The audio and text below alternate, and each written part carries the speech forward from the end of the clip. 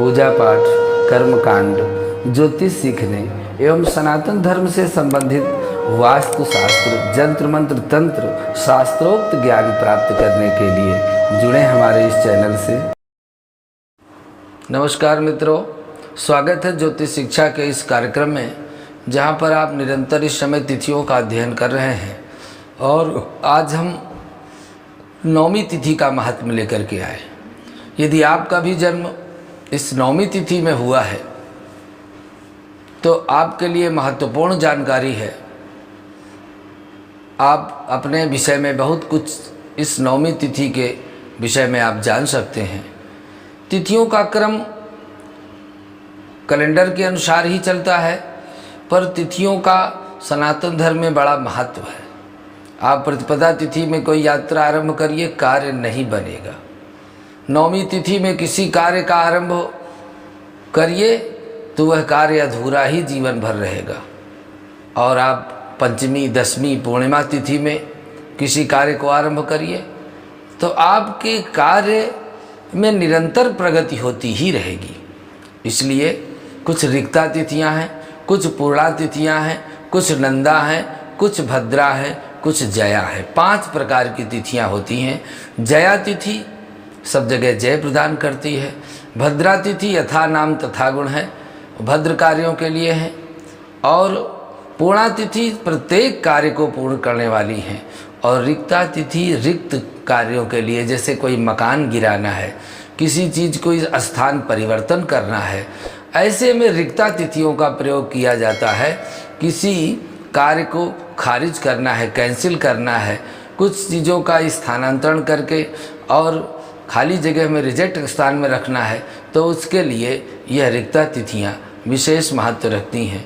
मित्रों, यदि आपके जीवन में भी किसी तरह की कोई जटिल समस्या है, शादी विवाह की समस्या है, या व्यापार या नौकरी की समस्या है, अथवा घर में किसी भी तरह के पितृदोष, भूत प्रेत आदि दोषों की समस्या है, या आपकी उन्नति में बाधा हो रही है, या घर में निरंतर आपकी अशांति है, तो आप अपनी जन्म कुंडली का विश्लेषण करा सकते हैं। अपने घर को, अपने मकान को आप दिखा सकते हैं हमें ले जा कर के। और यदि आप किसी भी अपने कार्य में अधूरे हैं तो अपनी हस्तरेखा या जन्म कुंडली से अपने भविष्य के विषय में जान सकते हैं। संतान की बाधा है, या प्रगति की बाधा है, नौकरी की बाधा है। कभी कभी हम दूसरी दिशा में प्रयास करते हैं और जन्म कुंडली हमारी दूसरी दिशा बताती है।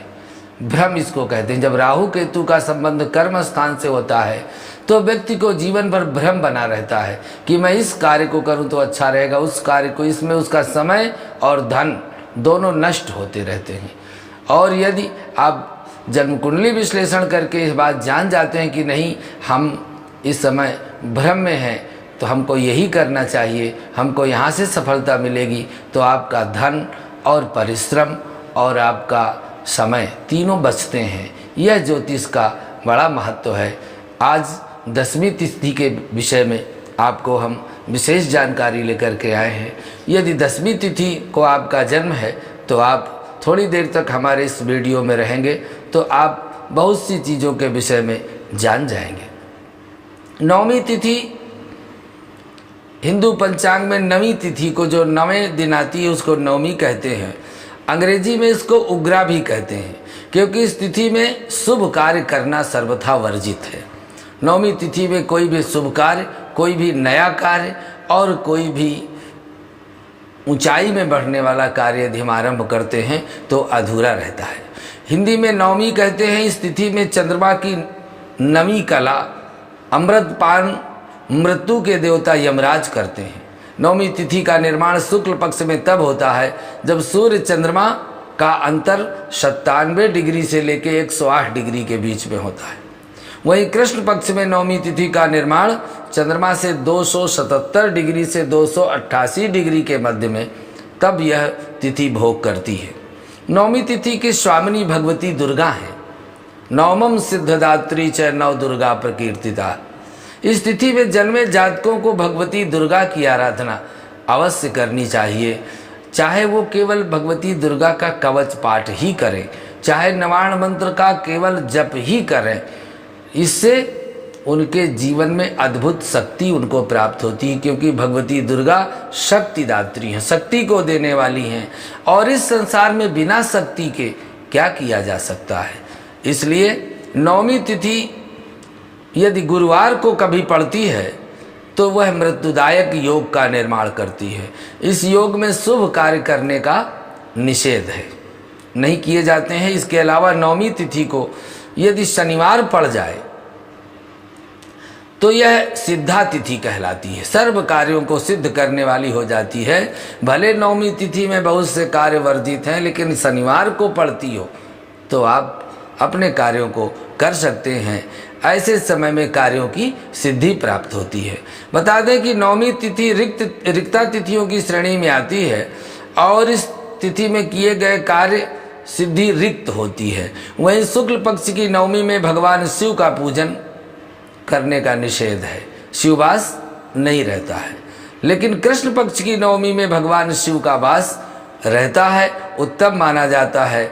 चैत्र महीने के दोनों पक्षों में जो पड़ने वाली नवमी तिथि है, यह शून्य तिथि के रूप में रहती हैं। यदि किसी का जन्म नवमी तिथि को होता है तो वह जातक अनेक विद्याओं में निपुण होता है। यह जातक जीवन में किसी तरह से परिश्रम करके सफल होने का प्रयास करते रहते हैं और कई बार ये सफल हो भी जाते हैं। इनको धन कमाने की विशेष लालसा होती है, बड़े धनवान बनना चाहते हैं और ये लोग विपरीत लिंग की तरफ विशेष आकर्षित होते हैं, अत्यंत महत्वाकांक्षी होते हैं। ये लोग अपने भाई बंधुओं के प्रति प्रेम रखते हैं। इनको पिता और वरिष्ठ जनों से सदैव आशीर्वाद और सहयोग मिलता रहता है। इनके अंदर कठिन से कठिन कार्यों को कर लेने की क्षमता है। कोई भी कठिन कार्य हो उसको पूरा कर देना। इस तिथि में जन्म लोग त्याग और समर्पण की भावना से लेते हैं।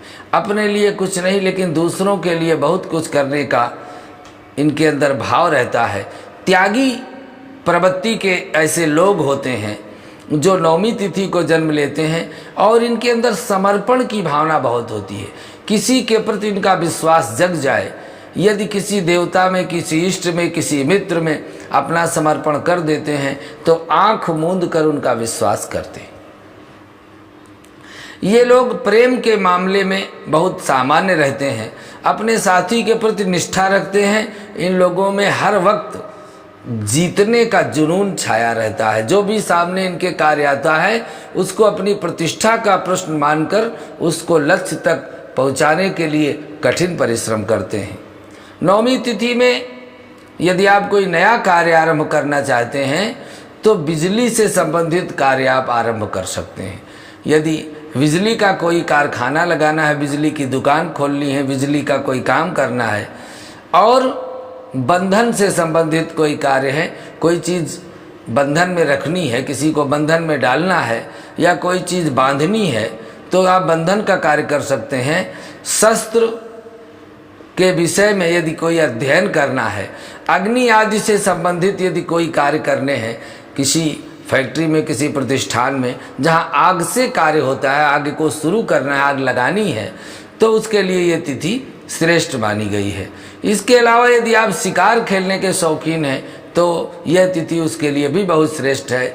जीवन में कोई भी कठिन कार्य हैं, जो हार्ड वर्क हैं, उनको करने के लिए यह तिथि अच्छी है। किसी से वाद विवाद में विजय प्राप्त करनी है तो यह तिथि बहुत श्रेष्ठ है। इसके अलावा हथियारों का निर्माण शुरू करना है और वह इसके लिए श्रेष्ठ दिन है। हथियार से लेकर किसी के ऊपर कोई आक्रमण करना है, चढ़ाई करनी है। और इसी तरह से किसी भी पक्ष की नवमी तिथि में लौकी और कद्दू ये नहीं खाना चाहिए। नवमी तिथि के जो प्रमुख त्यौहार पर्व हैं उसमें सबसे प्रमुख त्यौहार है नवरात्र, जो वर्ष में 2 बार आते हैं। अन्य त्यौहार केवल एक ही बार आते हैं, लेकिन जो नवरात्रि हैं यह 2 बार आते हैं, एक बार चैत्र में, एक बार आश्विन में। ये 9 तिथियां जो होती हैं यह हमारे सनातन धर्म में बड़ी विशिष्ट मानी गई हैं। इसलिए इन नवरात्रों में लोग 9 दिन का व्रत रहते हैं। कोई 9 दिन का पूजन करते हैं, 9 दिन की साधना करते हैं और इस साधना से साधकों को दिव्य शक्तियाँ प्राप्त होती हैं।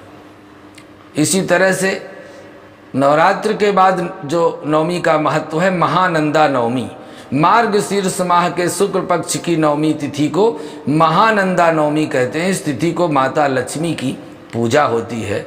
इसके अलावा कार्तिक मास शुक्ल पक्ष में अक्षय नवमी होती है, जब आंवला के वृक्ष के नीचे बैठ करके और वहाँ पूजन करते हैं, वहीं पर भोजन बनाते हैं और जो लोग वहीं भोग लगा करके प्रसाद पाते हैं पूरे वर्ष निरोग रहते हैं। आरोग्यता के लिए अक्षय नवमी का पर्व मनाया जाता है। भगवान विष्णु और लक्ष्मी की पूजा की जाती है। संतान के कल्याण के लिए आंवला के वृक्ष के नीचे भोजन बनाकर किया जाता है।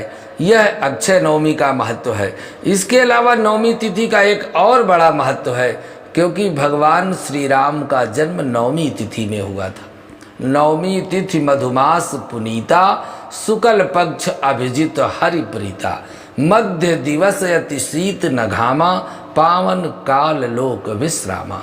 नवमी तिथि को दोपहर में 12 बजे चैत्र शुक्ल पक्ष में भगवान श्री राम का जन्म हुआ था, जो मर्यादा पुरुषोत्तम कहे। और इस दिन भगवान श्री राम के पूजन का, जन्मोत्सव का, व्रत रहने का विधान है, जिससे पारिवारिक सुख और शांति की प्राप्ति होती है और समृद्धि प्राप्त होती है, क्योंकि हमारे और आप सबके जीवन के आदर्श हैं भगवान श्री राम। आज के लिए बस इतना ही। अगले भाग में अगली तिथि का महत्व लेकर उपस्थित होते हैं। नमस्कार।